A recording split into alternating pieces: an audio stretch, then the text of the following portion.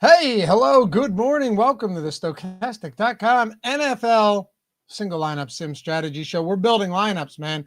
Whether it's for a single entry, 3 max, 20 max, however you want to do it. Now that we have the entry manager built into the sims anyway, it doesn't matter. Like you can just cross manage the entry manager with the actual sims and the single lineup sims. That's what I've been doing.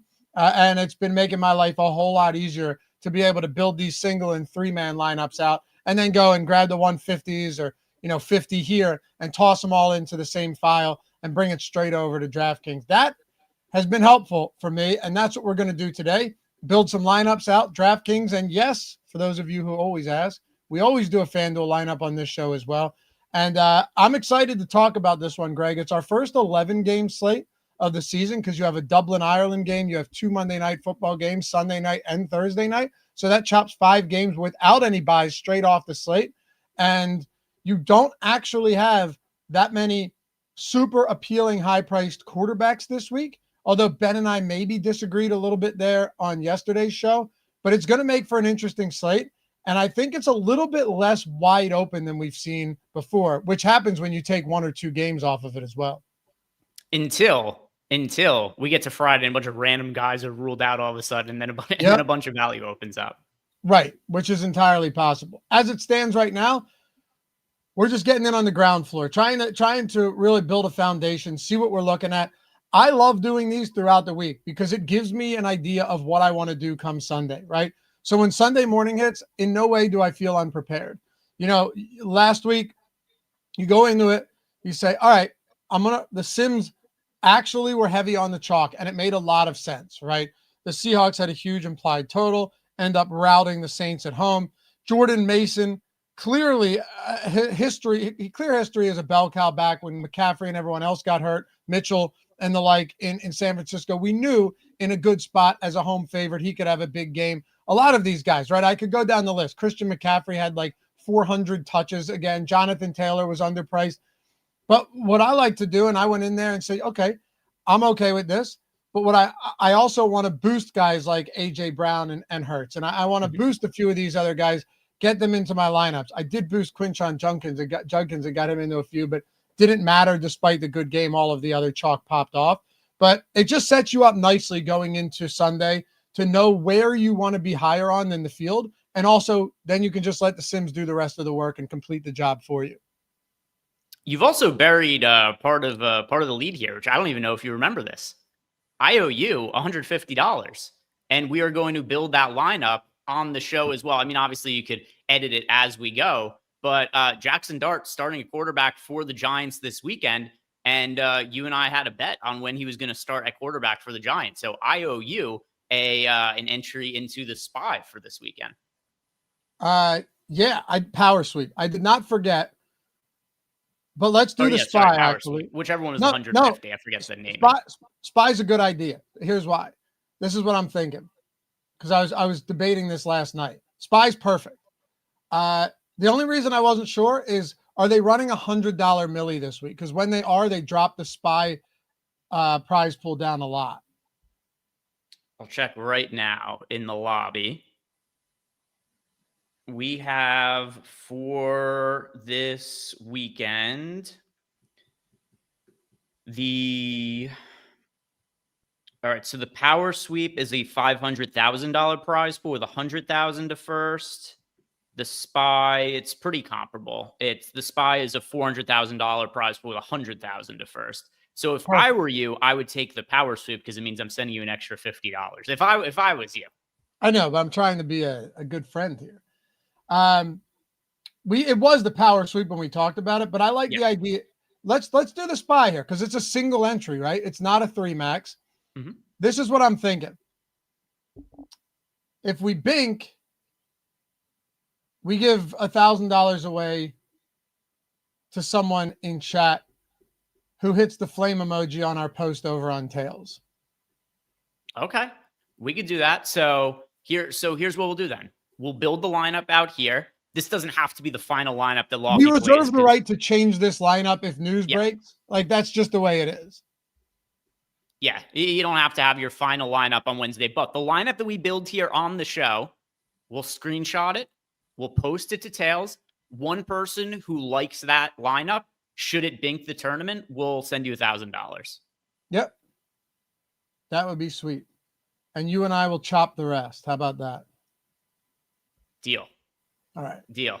And then, and then, as all the other bets I've been going recently, and if we win, Eric has to chop his cock off. That's just part of the deal with all the bets we make now. So, gentleman's agreement. I would never in a million years have you send me 99,000 tax-free over a bet on Jackson Dart, but we will chop it if we win. I think that's fair. So let's build one and let's have some fun. For those of you who are new to the show, welcome. Number one, make sure to subscribe if you haven't done so yet. It's 100% free. We've got great live content all through the week, every week, not just for football, but baseball coming to an end. Basketball will be soon here before you know it. Guys like Josh Engelman, Greg Ehrenberg, Eric Lindquist, those guys do phenomenal work in the NBA streets on top of everything we've got going on for football. So subscribe. And we got a lot of VOD, video on demand content, right? A lot of short form videos like the perfect lineups and all of that. If you don't watch them, be sure to check those out. And atone for your sins this fine morning. Maybe it's afternoon. Maybe you're working the night shift watching this after the fact. Hit that thumbs up, subscribe, leave a comment down below. Let us know what you guys' favorite stacks look like in the comments as well. Very curious to know where the field is going. I'm going to run some polls throughout the show and see what we land on.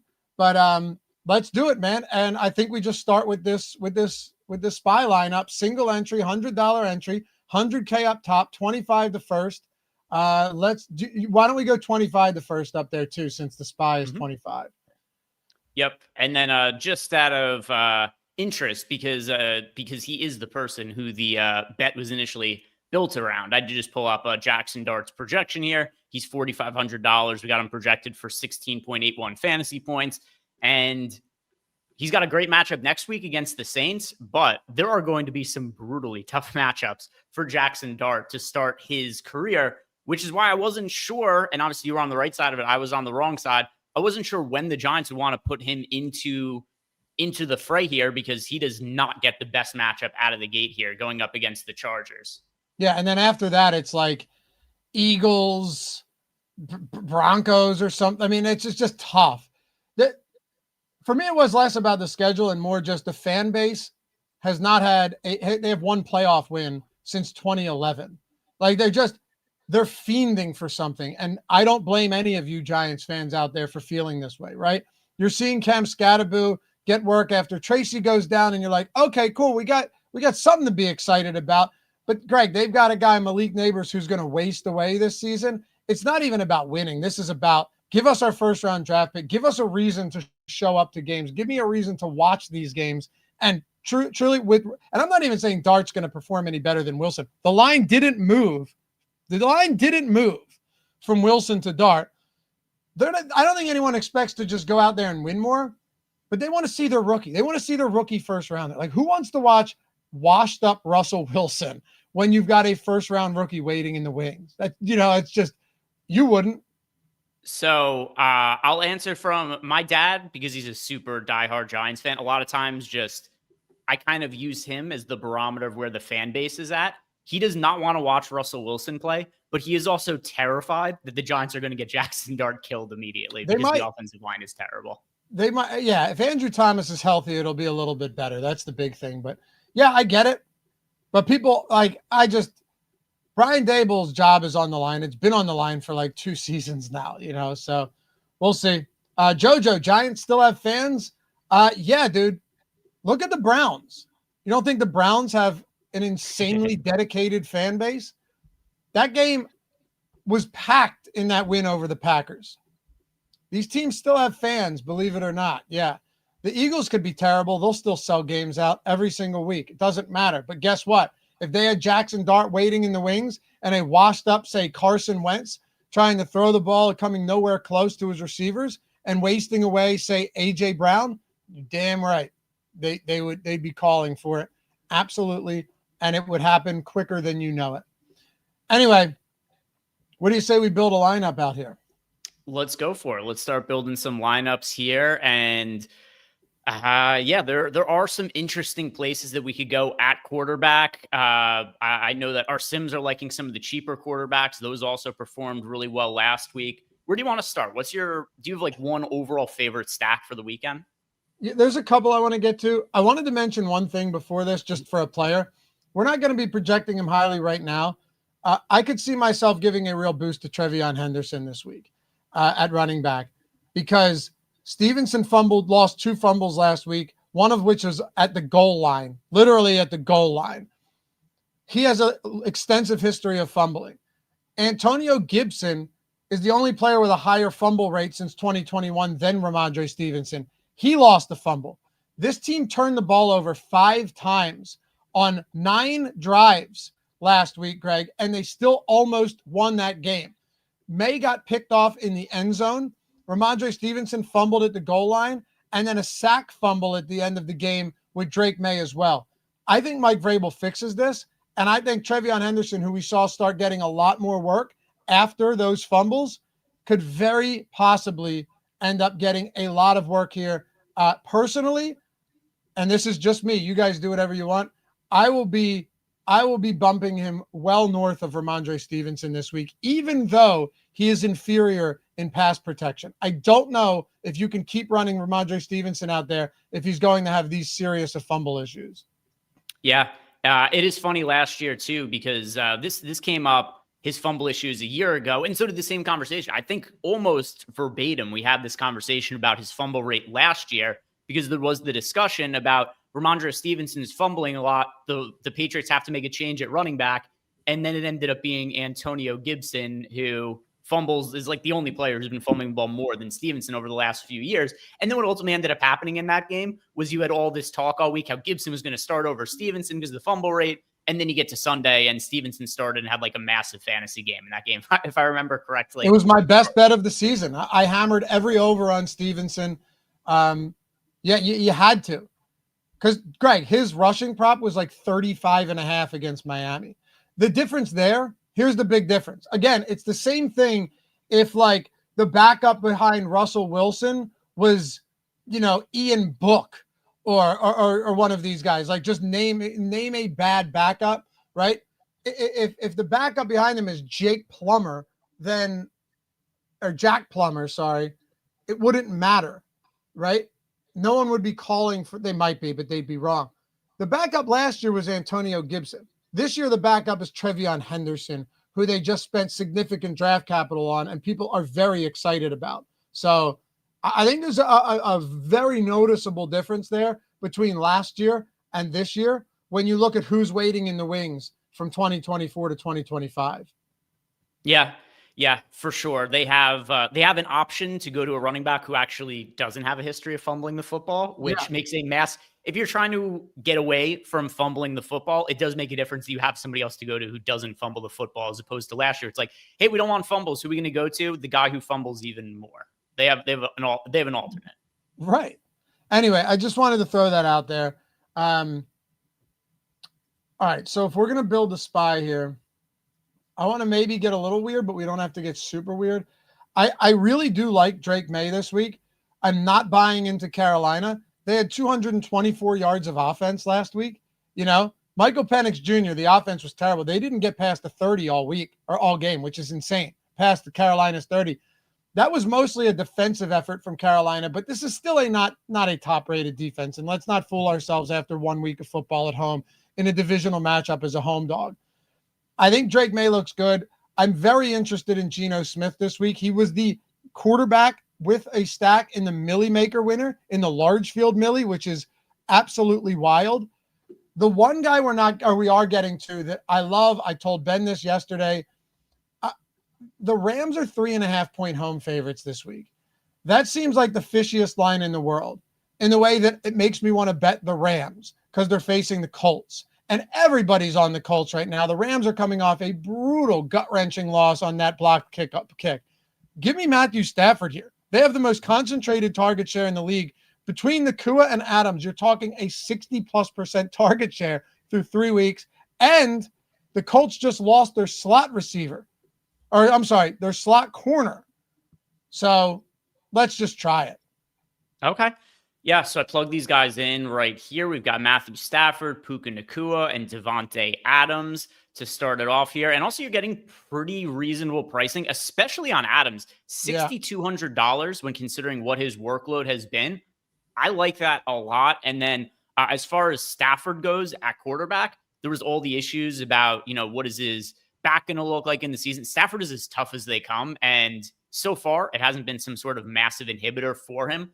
They had the game against the Eagles last week, and the Eagles, I think the Eagles are the best team in football. Maybe you agree, maybe you don't. People say you're biased no matter which way you end up answering that question.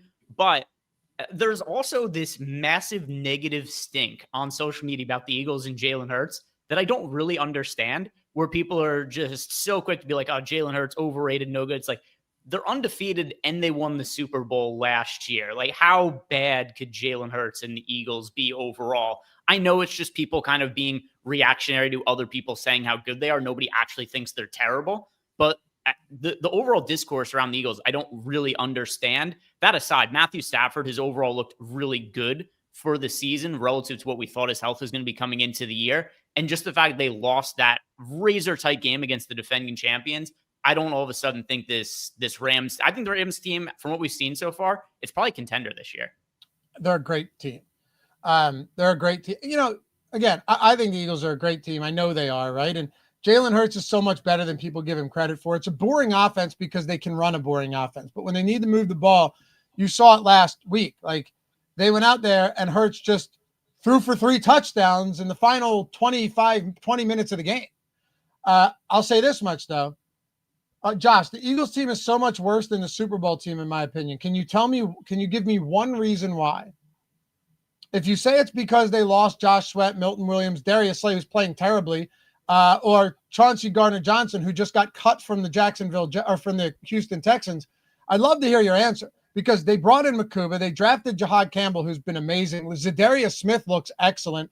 I would argue against that. And now Cooper DeJean and Quinyon Mitchell are in their second season after brilliant rookie years. No, I would not agree with that at all. They have no pass rush. I also disagree with that. It may not be quite as good as last year, but Jordan Davis is having an absolute breakout season. So now you have him and Jalen Carter in the interior. No, this is not a much worse team. Yes, Adoree Jackson is very bad. That is the one piece. Name one more piece on their defense, though, that has not been good. Whatever. And that is not a biased take, okay? Like, I would still put the Bills ahead of the Eagles, but that's not a biased take. Anyway, let me get back to what I was saying here. The Rams should have won that game. The Rams deserved to win that game, right? 2 blocked field goals. How often does that happen? It simply doesn't happen often at all. They should have won that game. But Ahkello Witherspoon is out, okay? That means they're undersized, and that is why A.J. Brown tore him up. Right? Going up against 5'10", 180 Emmanuel Forbes. Why don't we throw Michael Pittman in? He's 6'4". He's like 6'4", 240. He could dominate these guys. And we've seen Daniel Jones look his way. Yeah. And also pretty cost effective, only $5,100. I think Tyler Warren is somebody else you could look at as a run back in these lineups, $4,600 at tight end. At running back, Jonathan Taylor's just been absurd so far this year. He is, if I'm not mistaken, the guy who scored the most fantasy points overall for the season. So you could also look at him. There are ways you can make full game stacks, but I think Michael Pittman is a perfectly fine run back. Yeah, let's do it. And look, his projection isn't crazy, but what is he, 5,100? Yeah, 5,100, project for 8% ownership. It's not like unowned, but not super popular or anything either. And we don't have to go with the run back, but I kind of like it. Yeah. So let's do it. Okay, tell me where you want to go next, since I just built the first 4 out of the bones of this stack, really. Yeah, so let's just plug in a defense, and we could always adjust this. I'll just sort by value, just to get an overall idea of what our points per dollar looks like for the remaining spots after this. I'm going to plug in our top points per dollar defenses are both kind of expensive in the Lions and Texans. Are you okay going with one of these defenses, or do we want to try to go cheaper? I think there are cheap defenses. If you scroll all the way down, or you're already right there. Like, I think Tennessee's defense is actually viable against the broken Houston offense this week. There are a couple cheap defenses that actually look good. New England's defense, I think looks good at 2,500. Let's try it with a cheap D and just see what we can open up. Okay. So going to plug in the Titans defense here at $2,300. So we've got 2 running back spots, a tight end, and a flex, and 56.5 remaining. So I'm going to go with, there's a couple of guys who I think look really good in this price range. Cam Scatterboo, as well as Amari and Hampton. I'm going to plug in Hampton here. Although with that said, I think we could easily plug both of these guys into the lineup. Both of them are benefiting from injuries. Tyrone Tracy, shoulder injury. He's going to be out for at least a couple of games, potentially longer. We saw what Scatterboo's workload looked like after he got hurt. He was on the field basically the rest of the game. And they got Amari and Hampton here going up against the Giants. Same sort of idea here where you got Hampton. He's benefiting from Najee Harris was about to become the starting running back for the Chargers. That was about to happen. He was playing more than Amari and Hampton at the start of that game. And that was something that carried over from the second half of the previous game after Amari and Hampton had a high leverage fumble in the primetime game against the Raiders. So you had a situation where Hampton was losing workload to Najee Harris. Then Najee Harris blows out his Achilles. Now, all of a sudden, Hampton, unless we see like Gus Edwards get signed by the Chargers or something along those lines, I think Hampton, who they use decent draft capital on, is looking at a bigger workload at only $5,900. I do think that Scatterboo and Hampton are the 2 best value running backs. It's just pretty logical from an injury standpoint. Both of them were in timeshares, and the other guy they were sharing time with, they're both injured. Yeah, exactly. It's a good spot. I like him a lot more than Cam Scatterboo this week, personally. Yeah. I don't actually really even like Cam Scatterboo this week. I think he can get some work in the passing game, but you're a 6-point dog. What do you want to plug both of those guys in, or do you want to plug in a $7,100 James Cook as a 16.5-point home favorite against the Saints? We could do that as well. I do feel pretty good about Scatterboo had 8 targets last week, so I do feel really good about his work in the passing game. Now, with that said, does that change with Jackson Dart in the mix? Who's to say? But I do think he, based on what his workload was like last week, I think he's kind of game script independent. But yeah, we could definitely go to James Cook as well at $7,100.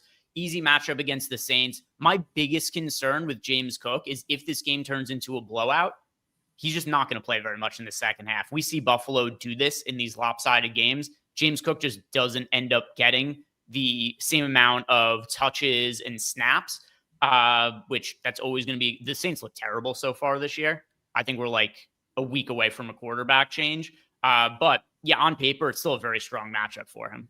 Yeah, and quarterback change won't make a difference, but I agree you could see it. There's 2 sides of that coin. You could have the week 1 Jonathan Taylor game against Miami where he should have had like 4 touchdowns and broke the slate, but he didn't because Daniel Jones ran 2 in. And then what the hell's his name? What's the backup's name?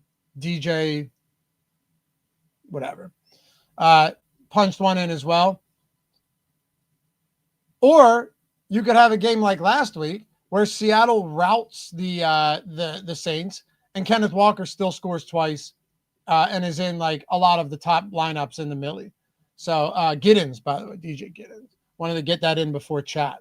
Yeah, I didn't know the answer, so I was not going to be able to help you. Yeah, it was there. It was there. I kept going to DJ Reader, but we all know that he's not a running back. Here's my only thing. I think James Cook is going to be more than 13% at 7,100. Like where we have him right now, let's just keep it. But I can't imagine he's not more popular.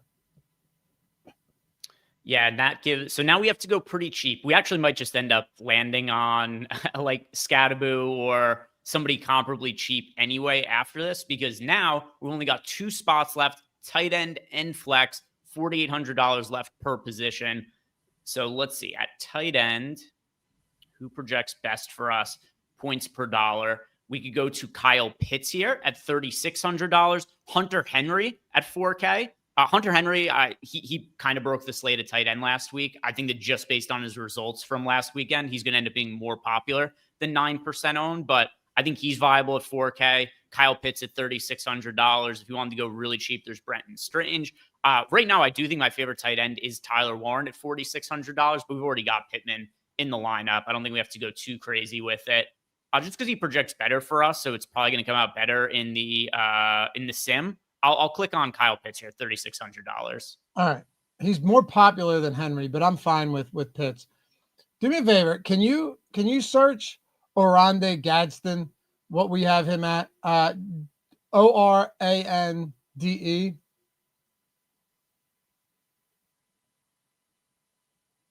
Doesn't look like we have Or him. maybe it's ORON. Try ORON. I think that's it. Yeah, oh, here it is. Okay, yeah, we have him for 2.83 fantasy. If Will points. Dissly's out this week, because we're probably projecting Dissly in, we are. That'll change. And Gadsden could be your value down there. But anyway. Yeah. Hard to do for now just because it won't end up simming out well when we have him for 2.5 fantasy points. Yeah, no, we're not going to do it now. I just wanted to know. What do we have? 6,000 remaining? Yep, we've got 6K left of the. I guess we are probably going to want to upgrade the defense a little bit because our best projected players are quite a bit cheaper than this, like Scadaboo 5,500, Jacoby Myers 5,400. We could plug in Ted McMillan though at $5,900. I know that we've gotten some sketchy results from Bryce Young. Ted McMillan looks really good to me though. I say plug him in, yeah. Okay. Yeah, we could plug in Ted McMillan. Another one here also. There's actually a lot of guys to like in this 5K price range. You got Cam Scadaboo, Jacoby Myers, Ted McMillan. I like Drake London. Michael Penix has looked like absolute dog shit so far this year. The Falcons, when teams make these kinds of moves, it's just pure desperation. We're like, oh, but the offensive coordinator, he's going to be on the sideline this week instead of in the box. Like, cool, that's the problem. That's going to fix all the issues with the offense. Like, that's when teams are just panic button. Like, let's just try anything and see if it makes a difference. It won't. But Drake London is going to be getting a lot of targets. But let's go to Ted McMillan here.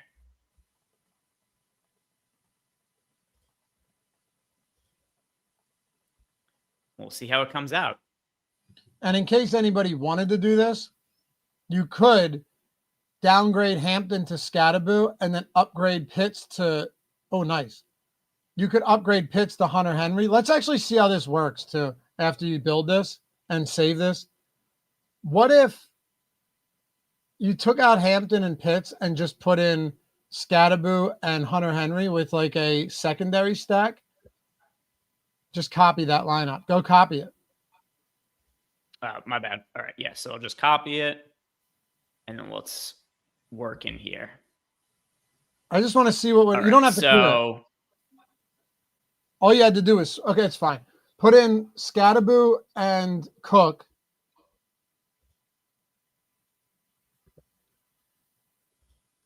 And then we'll do Pittman,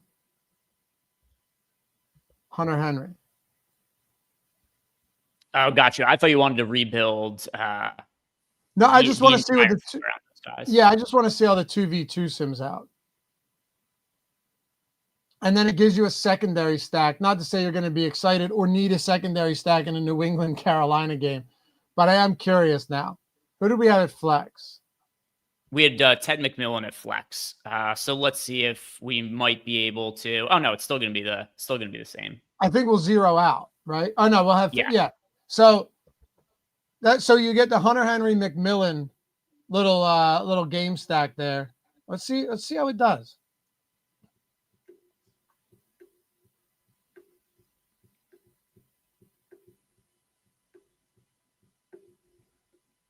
Come on. All right. So pretty similar.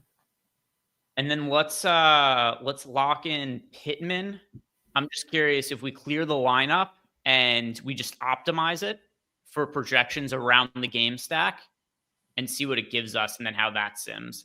So then it gives us McCaffrey, Scadaboo, Kyle Pitts, Parker Washington, and the Lions defense. All right. Interesting. Parker Washington, huh?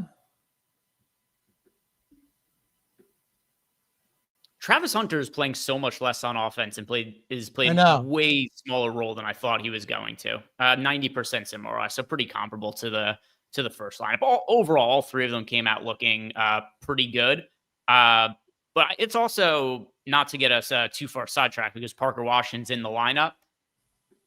I thought that Travis Hunter was going to have a lot of upside for fantasy this year, but it's so hard to know when to roster him in DFS because it seems like some games are going to be prioritized a little bit more on defense, some games a little bit more on offense, but then even those games, because he's playing both ways, it's not like he gets some sort of massive target share.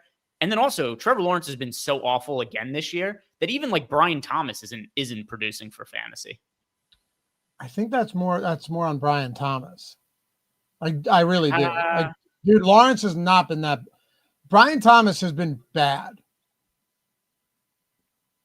Yeah, I mean, he's not been great either, but I don't know if Lawrence is regressing or if he's just the exact same guy and hasn't improved since he first came into the league.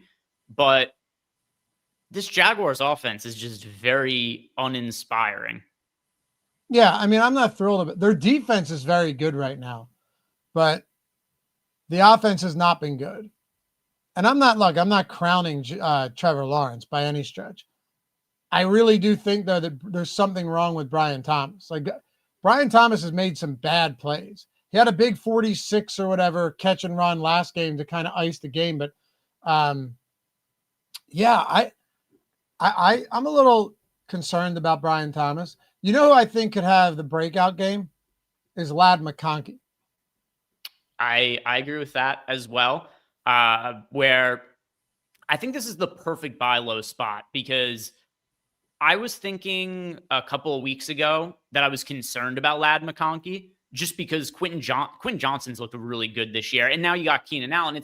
It's not even that Ladd McConkey has played poorly or anything like that. Just there's so many more guys to throw the ball to.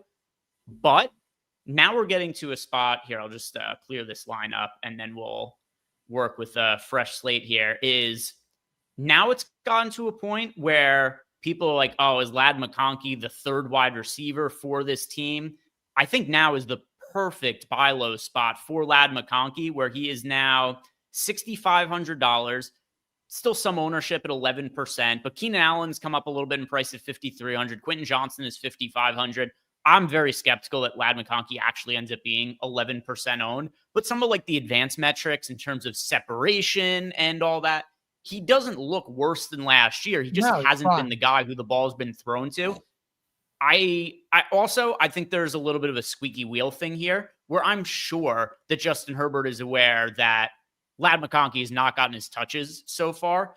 And I also think this is something that happened with like the Eagles in the second half last week where it's, hey, let's try to get A.J. Brown a little bit more involved. You don't want to get into a situation where these guys go a month, 6 weeks without touching the football, and then all of a sudden there's a high leverage spot where you need them and they just haven't really been getting the looks. I would be very surprised if the Chargers don't prioritize getting the ball to Ladd McConkey this week. And also, it's in such a low-risk spot. They should kick the Giants' ass no matter what. Why not give the production to the guy who hasn't gotten the production so far in a game that's essentially should be at least a layup for them? Totally agree. Yeah, I think they have 3 wide receiver ones at this point. Like Quentin Johnston was beating Patrick Surtain's shadow coverage last week.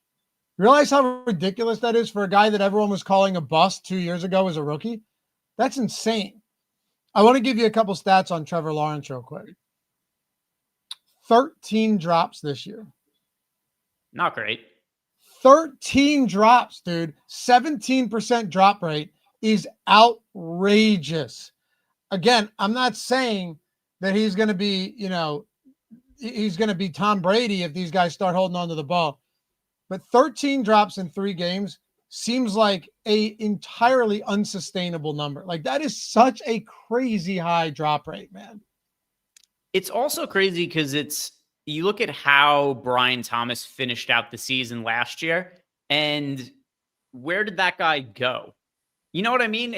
Because it would have seemed impossible that he had even one of these bad games last year with these kind of stat lines. And also, like what I said before, like I don't think Trevor Lawrence has been great this year. It doesn't mean I think Brian Thomas has been great either. But it's so confusing when you look at Brian Thomas finished last season, last 4 games of the year, 14 targets, 10 catches for 105 yards, 2 touchdowns, 13 targets, 9 catches for 132 yards and a touchdown. 10 targets, 7 catches for 91 yards and a touchdown. And in the final game of the year, 11 targets, he got 7 of them for 103 yards. And at the end of the year, it was Mac Jones at quarterback because Trevor Lawrence he died. He got knocked stupidly unconscious and wasn't able to play down the stretch of the season. So how could somebody with Mac Jones at quarterback be putting up those kinds of numbers and then just be a complete non-factor the following year? It's bizarre. It's almost like there has to be something else going on that we're not aware of. Well, he has a wrist injury, but we don't know how much it's affecting him. But again, he has 3 drops on the season, 3 big drops. And I think another one that probably should have been classified as a drop that wasn't. So, yeah, it's pretty crazy. It's nuts. Einsteinium, can we run a Geno stack? I'm fine with that, Greg. I mean, I have no confidence in this Bears pass defense at all. Yeah. Also, if you just run our sims right now on the initial run of projections, the 2 stacks that our data is liking the most, it's the Raiders and the Patriots. Those 2, which are both fairly cheap stacks, our data is really liking. But yeah, I think the Geno Smith stacks look really good. Trey Tucker is only pulling 2% ownership, considering what he did last week. No way he's 2% owned. No way. No chance. But I do not want Trey Tucker. I think it's a sell high on Trey Tucker, and by high, it's not really a sell high. It's just a sell, and a clear buy low on Jacoby Myers. I understand he's going to have some ownership this week. I don't think he's going to be 22%, but I still like it. Like, I'd go Geno Myers and Brock Bowers happily, given that they've been quiet over the last couple of weeks. Yeah, so Geno Smith, Jacoby Myers. We could plug Brock Bowers into here as well. Bowers, I think, is going to be fine going forward. For now, I'm not exactly sure what the health of his knee is. He's looked a little bit limited, but the further we get away from that knee injury, and it can't be too severe because they're letting him play through it, I think he's only going to look better week over week, and then he's going to be, he's going to be a monster as we go on. Week 1, he had over 100 receiving yards and only played 2.5 quarters. He's going. This might not be the week, but I'd rather be early than late to Brock Bowers. Me too. Muhammad, Myers and Genty. I don't hate that combo at all, actually. If I'm doing that, all right, let me ask you this. Do you want to go Geno, Myers, and Bowers? Or do you want to go Jacoby Myers and Ashton Genty without Geno? Go ahead. I prefer Geno, Myers, and Bowers. Definitely a little bit concerned with Genty's overall workload to this point. So he's not getting a ton of involvement. He's getting some involvement in the pass game, but it's not a ton. He's got 6 targets for the year. He's caught 5 of them for 3 yards. And then even in the rushing game, we saw what the Raiders said about it. They said there's a little bit of load management going on here. They don't want to run him into the ground right away to open up the season. So if he's just going to be held to like 15 to 18 touches per game in the early going, and then also the Raiders' offensive line has been terrible, so he's been pretty inefficient. It's hard to really reliably want to click on him, especially when you've got other running backs who are cheaper that I think are in better spots than him. So I prefer the Geno, Myers, and Bowers combination personally. That's fair.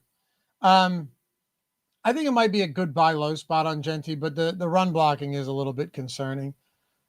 Let's try this. And before we complete the lineup, let's go. Trying to think who else looks good in a spot like this. Like, obviously we could get weird with a McConkey. If you wanted to run back a Roma Dunze, I think that's just the most sensible option here. Yeah. To me, he's the one run back I would want. I want nothing to do with DJ Moore right now. The run game stinks, and Monangai was getting more carries last game. Swift appears to not be a workhorse back. He has not been efficient. Like, a Dunze to me is the only guy that I'd want to run it back with. If you wanted to take shots on Moore and large field stuff, go for it. But I can't tell. I'm not excited about it at all. Yeah, I don't hate DJ Moore or anything like that. You look at his workload last week, it was actually kind of comparable to a Dunze's. It's just to give him some of the touches out of the backfield, which definitely hurts for his fantasy production a little bit. But he got 5 targets and then also had 3 rushing attempts, whereas Adunzi had 7 targets. So I think it's a little bit closer than the way the field is making it out to be. But I do think the number one wide receiver for them going forward, it looks like it's going to be Adunzi. Yeah, it feels that way. So you've got Geno, Adunze, Jacoby, Brett Bowers. This won't be an unpopular stack. Is there anybody that we can get to that won't be particularly popular that looks really good? Do you mean from this game or just overall? No, from any game. All right. So here, let's look at running back because we've already got a couple of pass catchers in, and we also haven't talked too much yet about some of the running backs outside of like Cam Scatterbo or Amari and Hampton. Let's see. Who are some of the better points per dollar plays that aren't pulling quite as much ownership for us? Boy, this is a shit week for running back. It's not that good. Yeah. There is value, though. Hampton and Scatterbo will be popular. I'm probably going to get to more Henderson. I'm hoping the field doesn't, and I can just take some shots on that, especially if Marion Hampton and Scatterbo are both popular. Very fine with that. Yeah, so looking through here, there's a couple of guys that stand out to me. One of them is Judkins, $5,500, only projected for 3% ownership. He went very quickly to potentially not playing this year, to getting signed, to being limited, to now being a workhorse back just over the course of a few weeks. And if this is what his workload is looking like already, what could it look like a few weeks from now? I know that he's somebody who you've been on, you're ahead of the curve on. And I agree with you. I don't love that he's playing against the Lions. Just the game script could end up being a little bit problematic. But with that said, at 3% ownership and $5,500, and in the interest of trying to find who are the cheap running backs that are, or cheap-ish running backs that are also going to be a little bit different from the field, I don't think Judkins is going to be chalk or anything like that this week. So I'm going to be throwing him into the lineup at $5,500. 57.5 yard rushing prop on Epic. I'm trying to see what his rushing, if he has a rushing plus receiving. Let's see. No, they don't have one yet, but Quinshon Judkins rushing yards is 57.5 this week. That is really not that bad of a prop. Like Chuba's at 60.5 at a more expensive price point than Judkins. Hampton's at 61.5. Scatterbo's at 54.5. So Bucky Irving is 61.5. Bucky Irving. Yeah. So I don't think it's all that crazy if you're looking for a large field tournament play. I just think Judkins is really good. And do I think this is a highly risky play? Yeah, of course it is. Like this is Einstein, you still on Henderson? Yeah, why? Did something happen in the last 3 minutes that I missed? The last 2 minutes? That's genuinely, was there news that just broke? Did I miss something here? Because, yeah, my opinion has not changed in the last 2 minutes. But you look at Judkins' workload last week. If you want to talk about something insane, right? Because the product says Judkins, ? Shaking my head. Yeah, I get that it's a terrible matchup. He would not be my first guy to play, but he wouldn't have been many people's first guy to play last week. It just so happened that all of the value guys, chalk guys, went off. Like Judkins had a good game, and I got him in a couple of these single entry lineups. I think I actually played him in the red zone and a couple others. I liked him.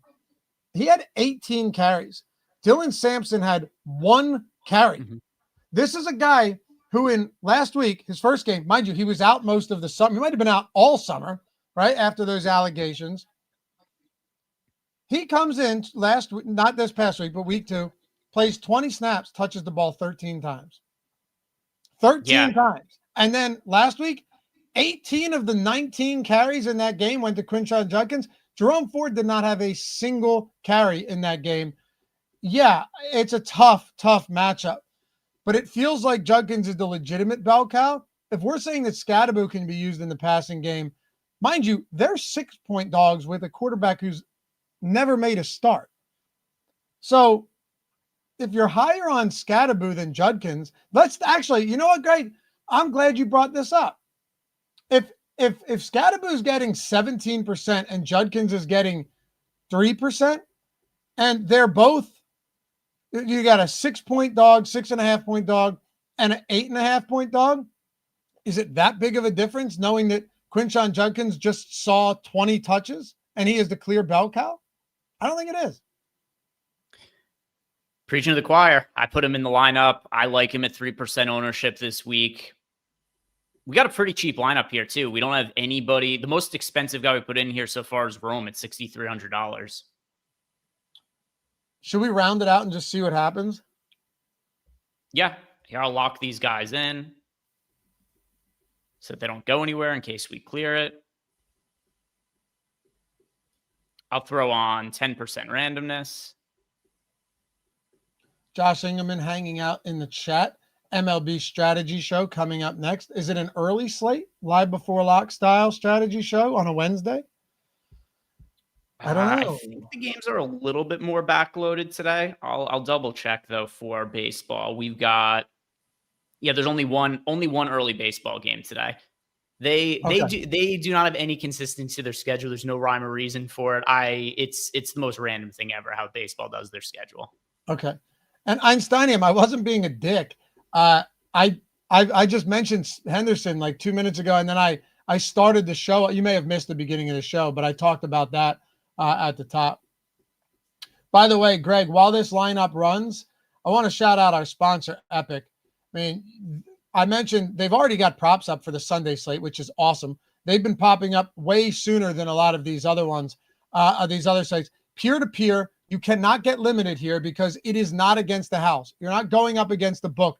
It's straight peer-to-peer style pick'em tournament, 50-50 style pick'em. I can play in Pennsylvania, which is a nice little surprise given that I can't play on any of the other pick'em DFS operators.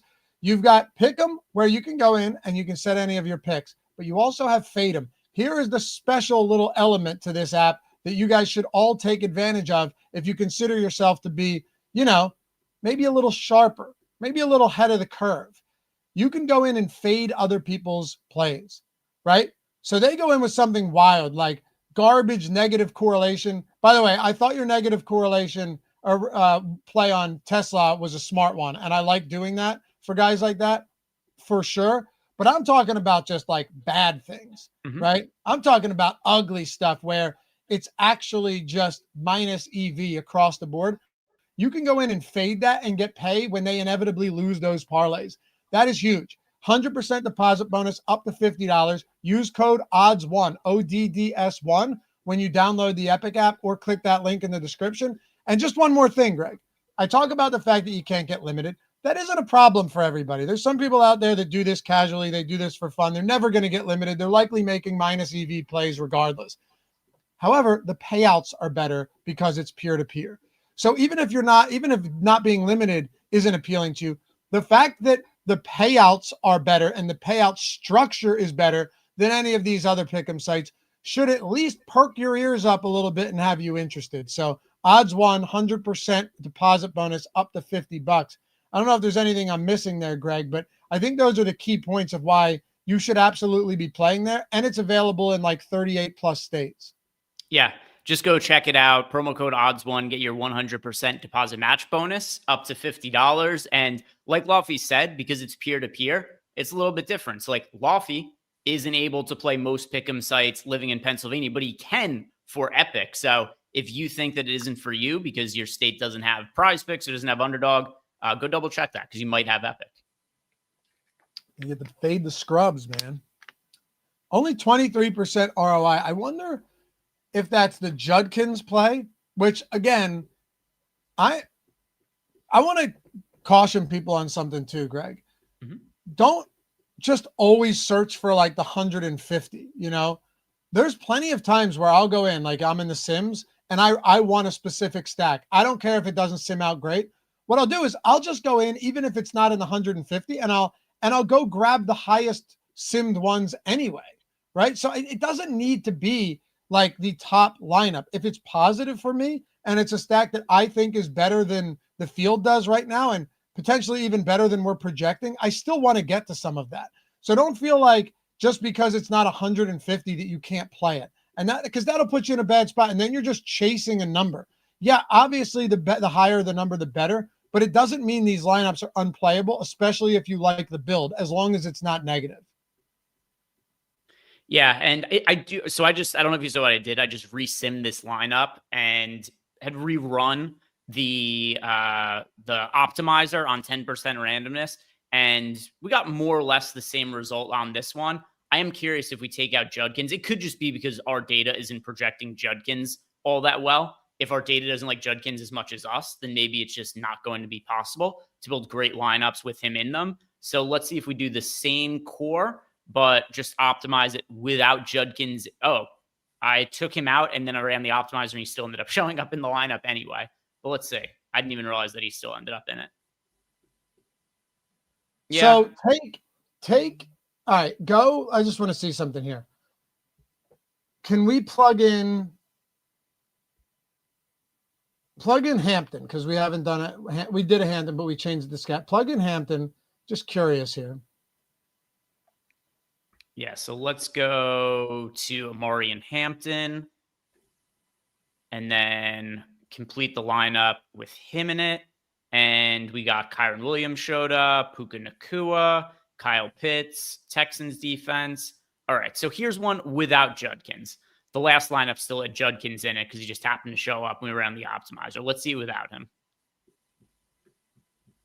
I'm going to say 50. 71.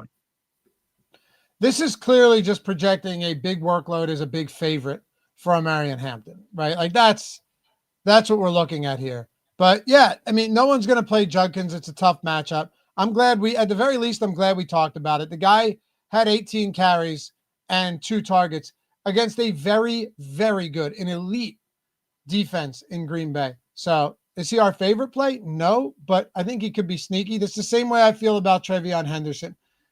If Scadaboo and Hampton genuinely do end up being super chalky this week, then I will, in fact, go to some of these similarly priced guys with, lion's share workloads. Now, that isn't to say Henderson has one at all, but he has a great matchup. So that kind of mitigates any concern that I would have with the workload. If I'm right on Henderson, and I may not be, but I'm willing to take it. If I'm right on Henderson, Greg, against Carolina, I might just be very right. Yeah, for sure. And it's not like the opportunity cost is as high this week. Like, I think guys like Cam Scadaboo, Amari and Hampton, they're better than the alternative running back options, but they're not the same caliber of value that we had in like Jordan Mason last week, for example, where Mason was in a great matchup at $5,400. And we knew that he was going to be the workhorse back. And and also going up against, it wasn't even just a great matchup in terms of Aaron Jones being out, but also it was against the Bengals defense, one of the absolute worst defenses in the league. Neither Amari and Hampton nor Cam Scadaboo are that level of value play. They're not the level of a Kenneth Walker going up against the Saints without Zach Charbonnet. So it's not like if you roster somebody like Judkins or if you take a shot on Trevion Henderson, you're not missing out on some guy who's like $5,400 and projected for 20 fantasy points. Yeah, exactly. And by the way, I am going to post that lineup that we did for the SPY from our bet that we're settling right here on the show. I'm going to post that lineup that we built, and I'm going to put it over on Tails, right? And anyone who hits that flame, I'll probably have to tweet it because we can't track the flame emoji on Tails. What's the best way to do it? Maybe like the tweet and like it on Tails. Yeah, you like it on Tails. We can track the likes on Tails also. Oh, so that's right, on the back end. All right, so we'll do that. Perfect. Yeah, I've run a couple of giveaways on Tails, and then I've just asked the devs to give me a name of somebody, and then we reach out to them. We shout them out on shows. Perfect. So yeah, like we could easily do it by liking the tweet and then also liking the post on Tails. Yeah, so make sure you guys are, first of all, make sure you're on Tails. If you're not, all of the picks over there are free.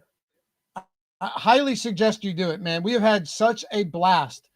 Greg, myself, Ben, all of us posting free bets. All of the bets are free. Mine and Ben or Greg's all season long, most of Ben's right now. And the reason for this, we're building an awesome platform, and very simply, we want to make it as good as possible. And we want to get people over there. And by providing a ton of awesome free content, not just I like 4 eggs before I started the show with some sausage, turkey sausage. It's not that bad. Anyway, all of the bets are free from a ton of different contributors. I mean, you see DFS and Donuts. Shout out to you, Mitch, one of the sharper bettors out there. Guys having an amazing season. Mine, Greg's, all of it's free, including DFS content. I posted a DFS lineup from the perfect lineup that scored 187 on there, and it was a Tails exclusive. So that link in the description, just click it, follow us. It takes a second to create a free account, no credit card or anything necessary, and you are in. Follow the people you want, turn on notifications, and let's do it. So what we'll do is immediately when this show ends, I'm going to post that lineup. And then anyone who likes that, if we bing, $1,000 to somebody who likes it. I think that should be a lot of fun. Yeah, and you guys could see I just went to my account. I've got some bets posted up there. You see some of Loughy's bets. Go to my Monday night parlay. That was the banger. Yeah, let's go back to the Monday night football parlay here. Sunday night. This was the Sunday night. No, go back one more. Go back one more. Where is it? That was back one. Okay, here it is. Here's the Monday. I posted that Sunday. It was midnight, 12:30. I couldn't sleep. I'm just laying in bed, and I posted that one for Monday Night Football. So we boosted that to plus 1350. Always take the boost. Speaking of always taking the boosts, Greg's going to have a live stream tonight for Thursday Night Football, and maybe they'll actually, you know what? You will also have props up for Sunday, and there may already be some boost potentially up. We're going to have a lot more props trickling in throughout the day. Greg's going live here on the Stokastic channel and over on the OddsShopper channel and on his personal Twitter tonight. So make sure to check that out if you haven't. Going over all of the bets, all of the boosts, all of the good spots you want to hit. I can't stress enough to you guys. I understand you're DFS players at heart. So are we. But if you had a contest and there was overlay, significant overlay, right? Would you not enter that? Same thing with boost. If you're getting something that's plus 900, which is unlikely to hit anyway, of course, and you can boost it to plus 14, plus 1500, you have to do it. It can take a losing season and turn it into a winning season. The same way chasing overlay is always a smart idea. Are you going to win the tournament because you did it? Probably not, but you're going to cash at a lot higher rate and your ROI is going to look a whole lot better. So a show like this that Greg is doing for something like that is going to be huge, and I'm excited about it. Oh yeah, we hit that one too. Yeah, I wanted to put this up on screen. This is one that Ben and Loughy built together. They had a round robin here. It was Tony Pollard, Jordan Mason, AJ Brown, and Kenneth Walker to all score over the weekend. And yeah, they all scored over the weekend. So there's a really good return on that, $20 into about $1,200. Also, before we build out a FanDuel lineup, wanted to make sure that we answered this question that came up in the super chat from Nikki Drizzle. He says, for a 20 entry max contest, how many QBs do you usually use? Also, are you pairing, say, the same running backs with different QBs like Caleb, Hampton, Henderson, and then swap Caleb with Daniel Jones? I'm sort of new. So I don't think you're going to like this answer because a lot of people want this one size fits all. This is the magic formula to win at DFS each weekend. It's always going to be different based on the slate and what the options are available. So, for instance, I played a ton of Marcus Mariota last week. He was a min-price quarterback with rushing upside. He just made sense to fit into a bunch of lineups. And then also at running back, I had a very tight core of players who I had a lot of exposure to last week. I had over 80% of Kenneth Walker. I had over 80% of Jordan Mason last week. As of right now, there are not nearly any running backs who I'd want to have probably in more than 30% of lineups. But I felt so good about the value on Mason and Walker that I had them pretty much universally owned in my lineups last week. So for your question of, am I pairing, say, the same running backs with different quarterbacks? I did last week, but this week it would be much more diversified what it is that I'm getting to at running back. And also in all likelihood, I'd be playing much heavier stacks this weekend. I'd be running a lot more double and triple stacks because that's where I think we'd have to go to create more upside. So for an actual number of quarterbacks, here's what I'll do. I'll tell you, at least for right now, of my top 20 sim ROI lineups, how many quarterbacks are in them. It is All right. At quarterback, Drake May, Caleb Williams, CJ Stroud, Geno Smith. I've got a Penix lineup, Herbert, Stafford, Hurts, Mahomes. All right. So as of right now, I have 9 different quarterbacks represented in my top 20 sim ROI lineups, but it's not a one size fits all answer. Every slate is going to be a little bit different. Right. And a lot of times with these 20 max, I'll go through the sims and I will filter through certain stacks that I want, and I'll select those lineups within the sims, Greg, and I'll end up getting like, there's times with a 20 max where I may just have 4 quarterbacks. And there may be times where I have like 5 of each of them. I might have 10 of one, 3 of the other, 3 of the other, and 2 of the other. Like, that's only 18, but 4 of the other.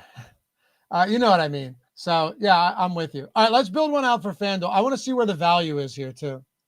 Sure. So if we go over to FanDuel now, let's build a new lineup out. And on the FanDuel side of things, if we look at just the overall top value options, points per dollar, it's still Drake May at quarterback. Also, Jackson Dart, he's $6K. That's the, I believe, the min price for quarterbacks over on FanDuel. Brock Purdy, who still unsure whether he's going to end up playing or not. I do think that if he ends up out there at $6,600, he's mispriced over on FanDuel. Cam Scatterbo is way different considerate. I like him on DraftKings, but on FanDuel, he's $5,400. That is such a cheap price point for him relative to FanDuel pricing that I think he looks really strong over there. I also think there's merit to a Cam Scatterbo Jackson Dart stack because once Scatterbo had 8 targets in the passing game last week. If that's how he's going to be utilized going forward, then I do think that Dart to Scatterbo is pretty reasonable as you're on your own. I agreed with everything until that. You're on your own there. But that no one's going to play it. Seriously, I don't actually. Do you think people will go to that? I think you might see more of it in the mini max or something where like you just have casuals coming in and playing a Jackson Dart stack. I mean, Dart's very low owned. So he's 2% owned on FanDuel and 3% owned on DraftKings. So I don't think it's going to be a popular combination. Okay. By the way, Joyner, Josh, are you on Tails? Josh is on Tails. Highly suggest you follow Josh as well. He's doing these NBA previews over on Twitter that are sick, dude. Like if you're someone that's going to play NBA DFS this year, or you're going to play NBA best ball or bet on basketball, he's doing one of these every day. And they're quick, easily digestible articles that are right on Twitter. And then he's posting bets over there on Tails as well. He has a bet, I bet it yesterday, for the Charlotte Hornets that is a plus 900.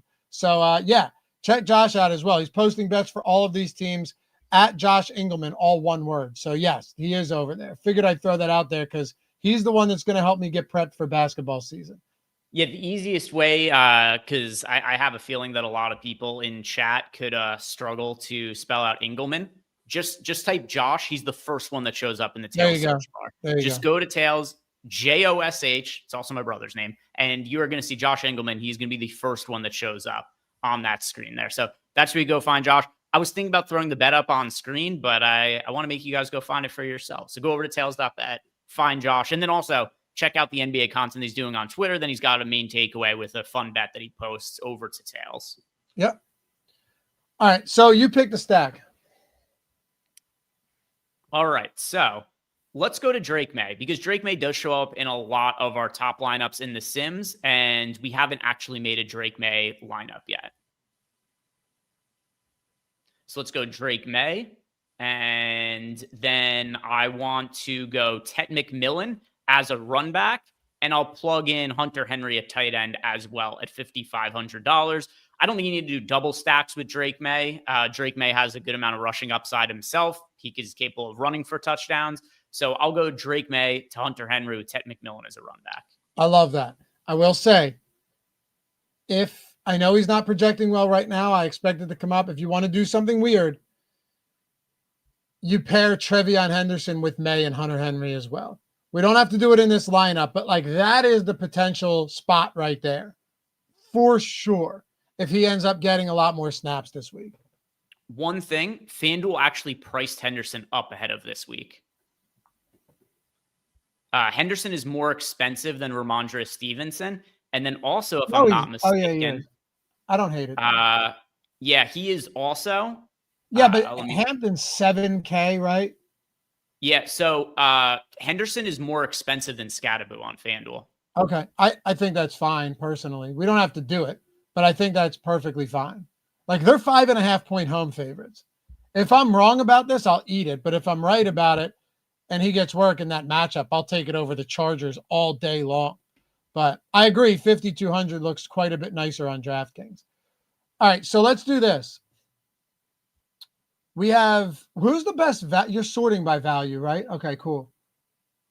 I mean, we really should just throw Scadaboo in there because he's 54. That price point is criminally cheap.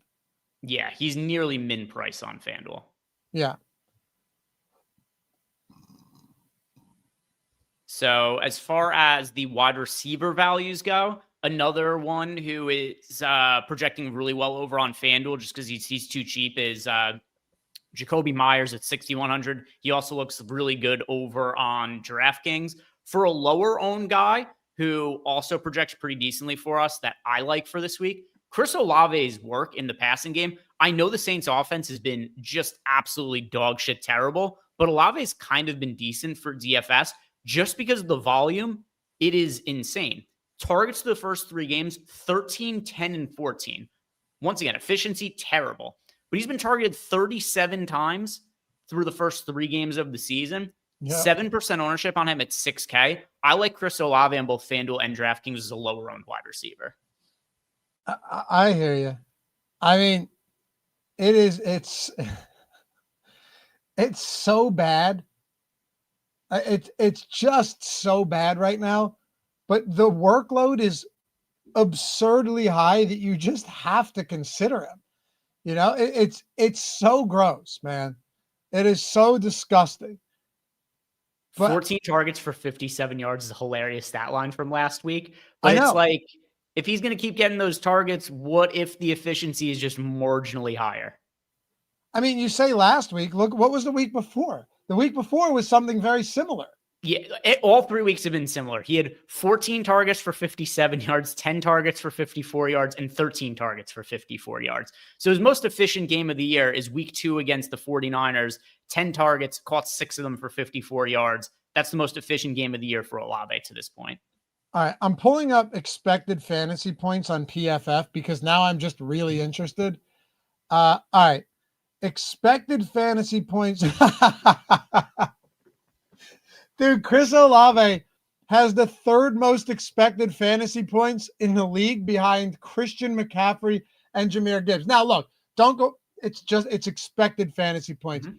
He has the 3rd most. However, in actual fantasy points, he is 49th. And if you look at the plus minus there, right? Plus minus on fantasy points versus expected. So take his fantasy points or take the expected and subtract. No, I'm sorry. Take the fantasy points and subtract the expected. Minus 24.4, Greg. There's no one else in the league with the lower plus minus there. Chase Brown is close. Brian Thomas is close. I'm okay with it. I should point out, too, though, that Brian Thomas, to me, is a guy we haven't talked about much yet, outside of at the beginning saying he hasn't been good. He is also somebody that I would be willing to get to because 3 drops, hasn't looked great. If there's a huge game from like him or a McConkey, those are 2 guys I'm very happy to get to. Yeah. So Chris Olave, actually, let's throw McConkey into this lineup too. What's he priced on FanDuel? He's pretty expensive on FanDuel. He's 7,700. That actually might scare me off a little bit, but what's Brian Thomas? Ooh, let's see. Brian Thomas. If Brian Thomas is cheaper, I'd go to him. 7,500. He's not cheap enough. Other than the Cam Scadaboo price, I feel like FanDuel has done pretty well with pricing for the week. The Cam Scadaboo price is just bizarre, where it's like, hey, we'll make him like close to min price. Yeah, I'm a little bit surprised by that. Let's round the lineup out. Yeah, so I'll lock in.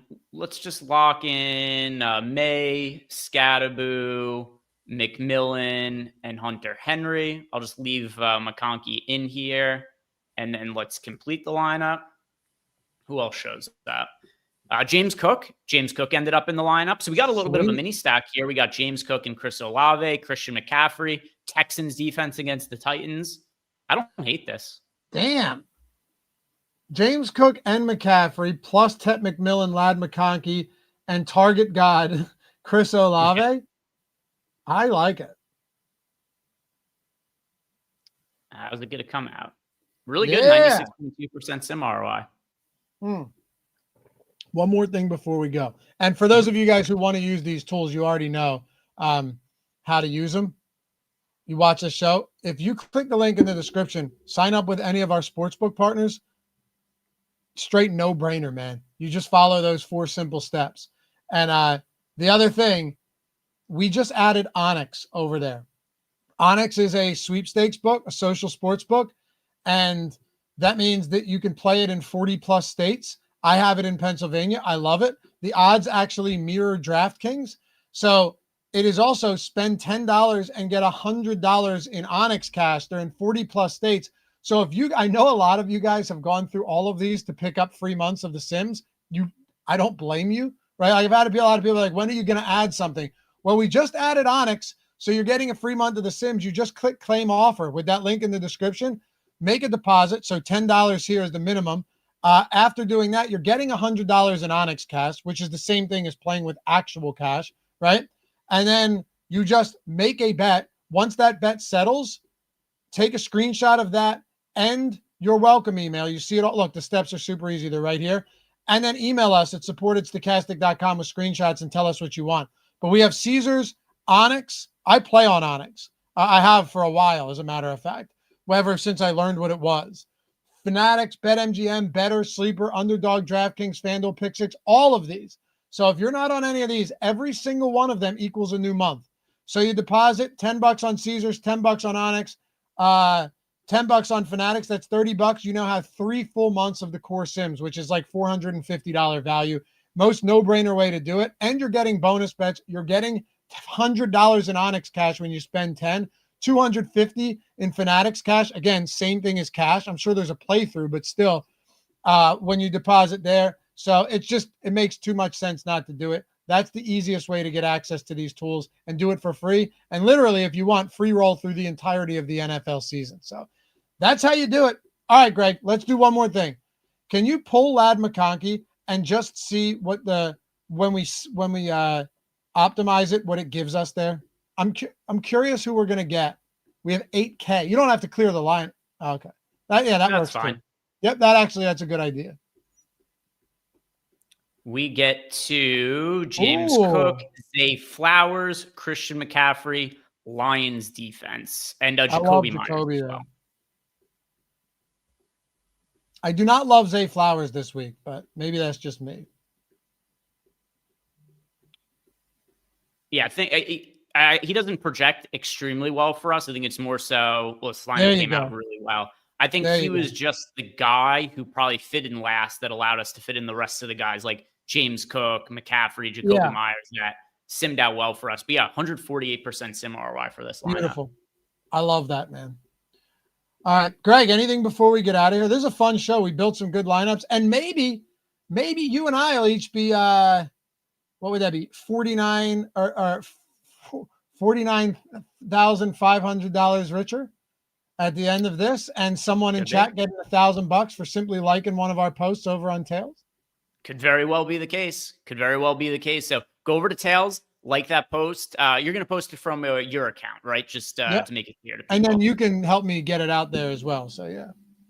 So go over to Loughy's account. That's where you find the post there.